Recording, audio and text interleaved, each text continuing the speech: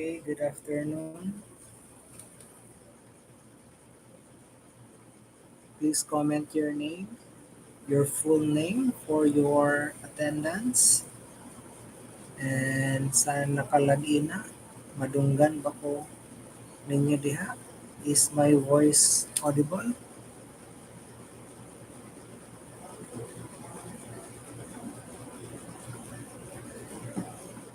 Please comment if audible ba ang akong voice.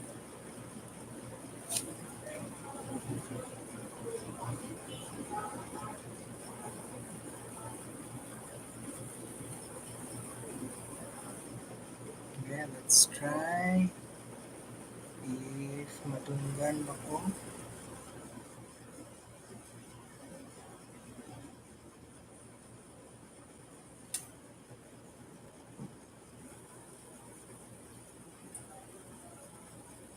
Hello.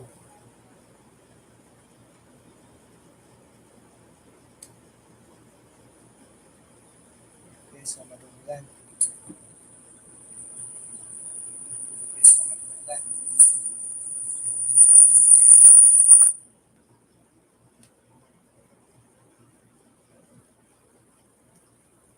Okay, so welcome to our first online class sa ato ang ethics. First online. So comment your name for your attendance, full name. Okay, so we will start with chapter 1. I hope nabasa na ninyo. And then after this, I will also post chapter 2 sa inyong GC. And we will discuss chapter 2 sa next meeting after our chapter 1 quiz, which will be 50 items. 15 items, test 1 will be multiple choice. And then test 2, true or false. So study the activity number 1, which is in your GC katong sa chapter 1. Diha ang true or false provided with the correct answers with explanation para walay ma-zero sa ato ang first quiz this coming Thursday. And then test 3 sa ato ang quiz sa chapter 1 will be simple explanation. But that simple explanation is worth 20 points. So a total of 50 points sa ato ang first quiz this coming Thursday. Okay, so we will start. So chapter 1, Introduction to Ethics. We have here the contents. First, we have the learning outcomes. Second, we have the quotation and its explanation. And then third, definition of ethics. And then fourth, the importance of studying ethics, general ethics, and special. And number 6, methods of ethical inquiry. So we have two methods, the objectivist and the subjectivist method. And then we have the activity number 1, as well as their answers and explanations, true or false. And lastly, the references. Okay, so mga tanas ako balik maklaro ba kung tingog wala man nag-reply sa ato GC or comment there is ato ang chat or comment section. Maklaro ba kung tingog? Kaya ba sila yaw-yaw ra ko ano niya, dili mo makadungog. Okay? So, anyone ma-confirm kung maklaro ba kung tingog? It's either you reply sa chat or sa comment section sa live stream. Anyone? Na ma-confirm ninyo na maklaro akong tingog? Dili lang kay ako rin makadungog ani. Okay? So if wala mag-reply, makadungog siguro. Sige. So we have here the learning outcomes. We have 9 learning outcomes. Okay, thank you. Hi, Miss Princess. My voice is audible, so Princess May. So let us continue. So number one, our learning outcome is, of course, define what is ethics. Number two, explain the importance of studying ethics. And then number three, develop critical thinking and analytical skills. So mo ni katong i-test na ko inyohang uh, critical thinking skills katong nag-ask ko sa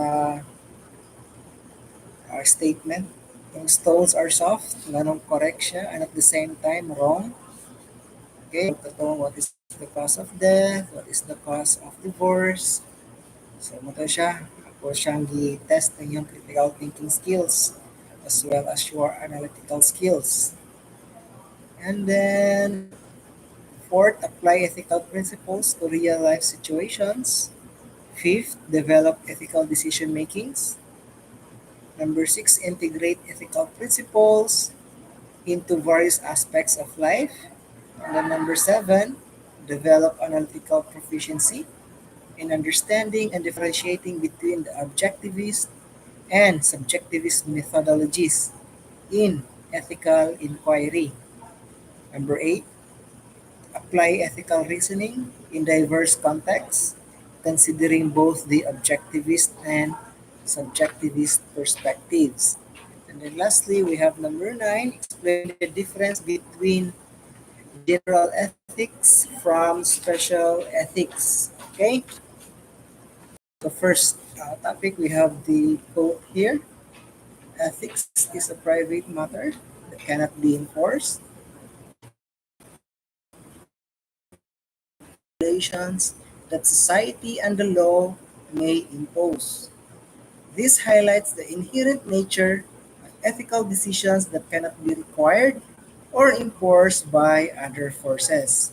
So imuha naging self ang maka-enforce sa ethics. Wala na ilain. Okay? So next topic, we have the definition of ethics. We have a lot of definition here from different authors, pero kini lang ako ang basahon, ang akong kuan ihatag sa inyo. The rest, kamo na magbasa. Okay, so ethics, it originates from the Greek term or word ethos, meaning characteristic way of acting. It encompasses a broad array of viewpoints and it is described as both practical science and a philosophical examination of human conduct's morality or morality sa inyong mga behavior or actions. It involves critical reflections, rational analysis, and a comprehensive study of how judgments on right and wrong are formed. Okay, so another one from Socrates. Socrates defines ethics as an exploration into life. Okay, so there are other definitions here. So you go into details sa inyong copy na akong gi-forward sa inyong GC. And then we will move on to the next topic, which is the importance of studying ethics. So I provided 10 reasons why studying ethics is important. Okay, so first on the list, we have guidance for moral decision making. Second, we have the formation of personal values. Third, professional and academic integrity. Fourth, social cohesion and cooperation. Fifth, addressing ethical dilemmas. Number six, promoting accountability. Number seven, cultural and cross-cultural understanding. Number eight, moral development. Number nine, prevention of harm. And then lastly, number 10, philosophical inquiry and critical thinking. So let's delve into the first important, first sa list. Importante ang ethics. So Anita, number one, guidance for moral decision making. So ethics equips individuals with a systematic framework for evaluating and making moral decisions. It provides concepts and rules for navigating complicated situations and challenges as well as cultivating a sense of moral responsibility. Okay, so I hope na may guide sa inyong mga actions in life. And then second, we have the formation of personal values.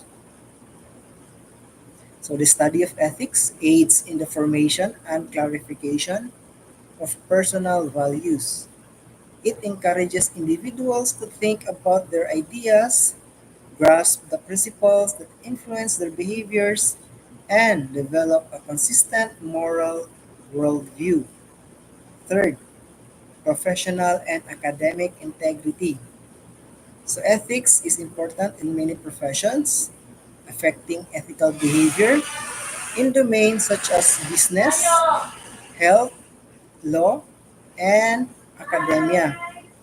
It provides standards for professional integrity and aids in the maintenance of trust in various fields. So, unsa man ninyong field? BS, BA to B. So, you are more on the business ethics. Okay, so number four, social cohesion and cooperation. A common understanding of ethical concepts promotes social cohesion. Individuals and groups who share a common ethical foundation develop cooperation, mutual respect, and a feeling of shared ideals, resulting in a peaceful society. So dapat gyud na aning cooperation. Kay kung walay cooperation, sing iya ta ani, ija-ija aho-aho, matud pa sa mga taga Bohol, magkagugot gyud ang ato ang kalibutan. So cooperation is important. Okay? Number five, addressing ethical dilemmas. Ethics provides individuals with the tools they need to examine and address ethical problems. Ethical reasoning allows people to balance competing values and making educated decisions in personal relationships, professional settings, and social challenges. Okay, and then number six, promoting accountability. Accountability for one's action is emphasized in ethical considerations. It encourages people to accept responsibility for the consequences of their actions, establishing a sense of accountability in both personal and societal settings.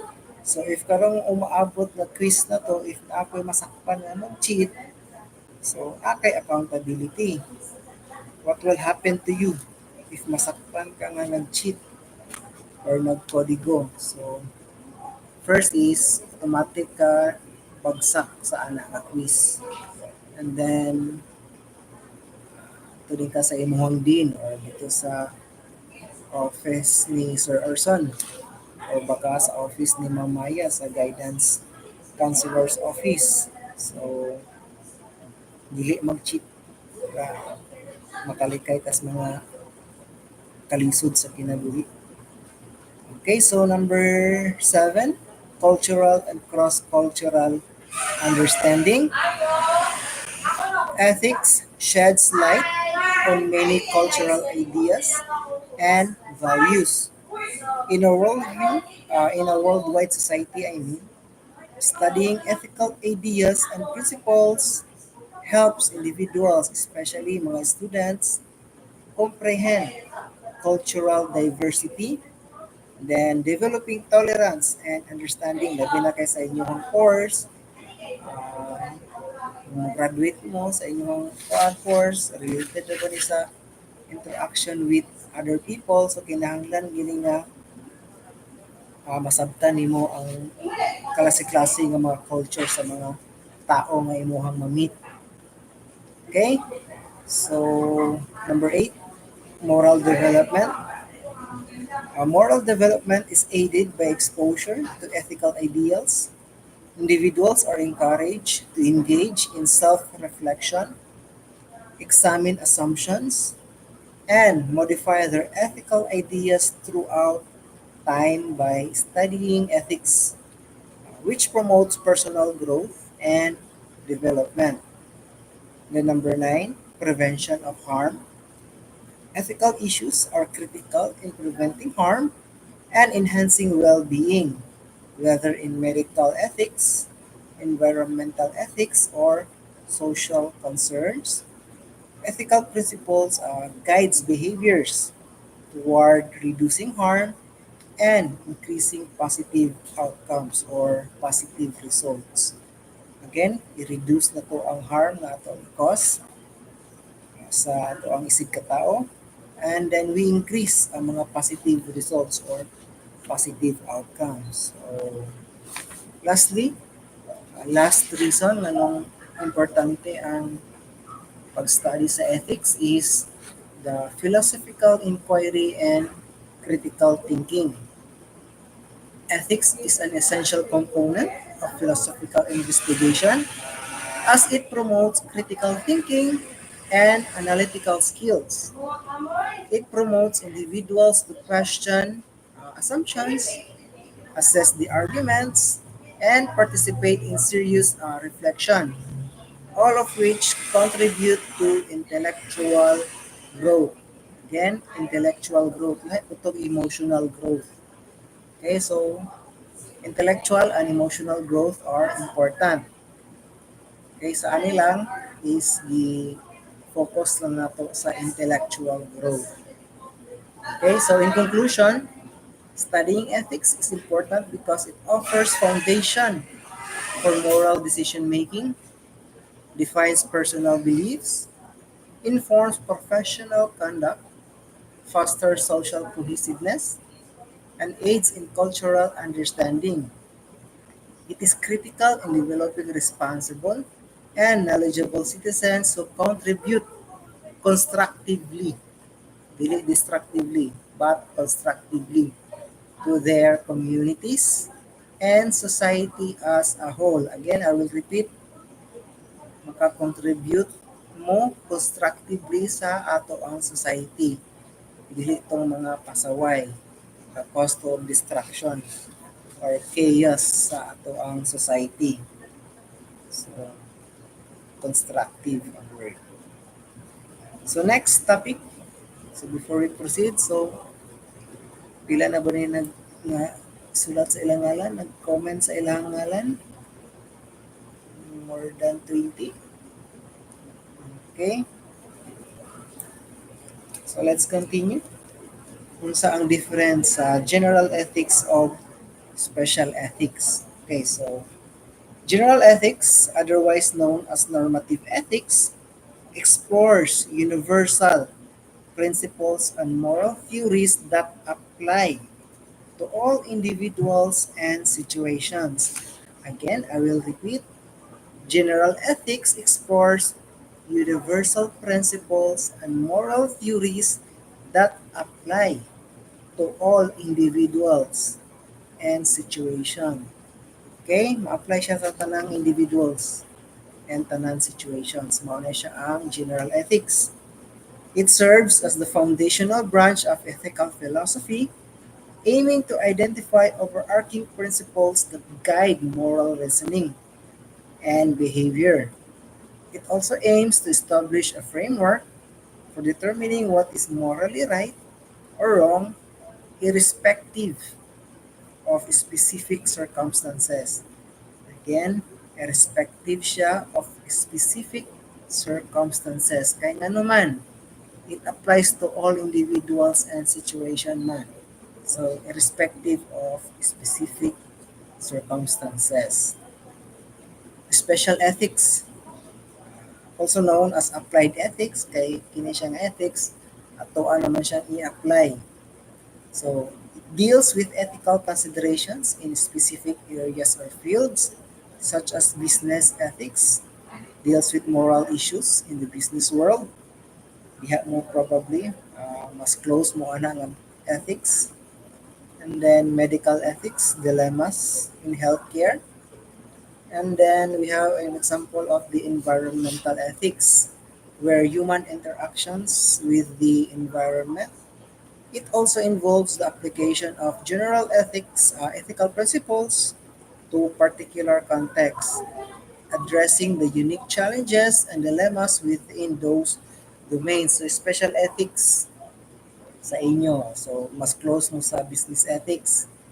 Ang katong general ethics, gi-apply siya sa ana nga specific or special ethics under sa business ethics kung unsa may mga ethical problems sa ana nga area or field. So, butaan ni moral issues in the business world. So, for example, ana katong nag-hoard sa una sa mga onions nga niabot og tag 800, 900 per kilo. So, under na siya sa business ethics. Iyahang gipangtapok tanan mga onions, iyang gibutang sa usa ka kuan, isa ka butanganan niya, gipangtapok niya, walang nangalata kay baligya dayon niya nga mas mahal. Okay, so that is under business ethics.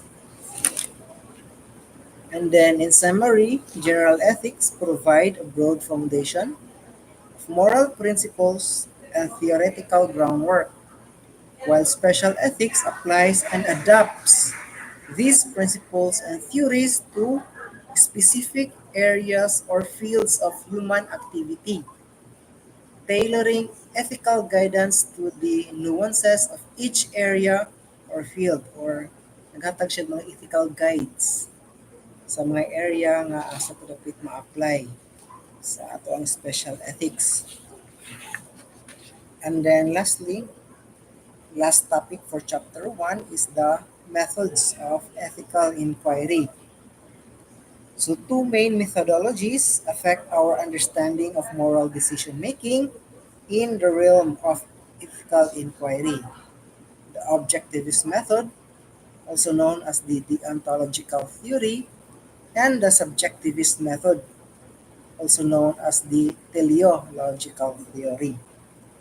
The objectivist method focuses on the inherent essence of activities, regardless of their outcomes.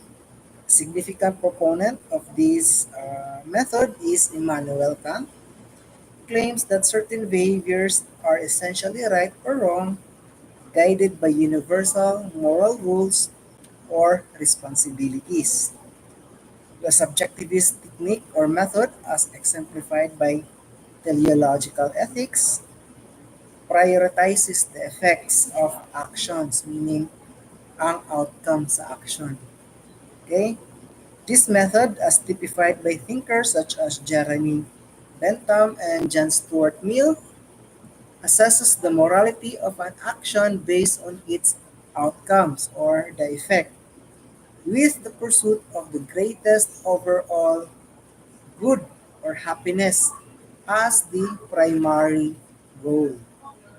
An expert in these ethical methods navigates the complicated interplay between moral obligations and consequences, helping people to critically assess circumstances and grasp the multifaceted nature of ethical reasoning. Students get a greater knowledge of the diversity present in ethical thought by offering historical and philosophical backgrounds, enabling them to confront ethical issues with comprehensive awareness. So that is all for chapter 1. Next page diha is ang activity number 1, true or false. We have 15 items. So appeal na siya sa ato ang quiz. And then next na po page na is the answers with explanation. Nganong false siya na explanation diha. Nganong true na po siya explanation diha. So if mag-question ko sunod sa true or false, dili lang kay may nganong false. You have to explain also. Nganong false siya. You have to explain nganong true. Kay gi-providean mo muna po og uh, answers with explanations. So, if mag-oral recitation ko, mag-oral explanation mo, dili na mo ma-zero. Kaya naana diri, naka-provide. Okay, so studyhan niya po ni, kaya apil ni sa quiz. And then, naputay multiple choice, also 15 items. And then, simple explanation, worth 20 points. So, a total of 50 items na quiz. Okay? So, passing ana is katunga sa 50, which is 25. So, I will see you all this coming Thursday. Mangita ka sa room. Class president, kindly go to your IBG secretary, Miss Erika Uy. Pangutana dito if asa available karong Thursday. Kay mag face to face man ta sa ato ang first quiz, chapter 1. Okay? So, that is it. That's for our online class today. Uh, I will see you Thursday. So, thank you for participating in our first online ethics class. God bless and proceed mo sa iyong next na class. Okay? So, ako ana siyang i-end. Thank you very, very much.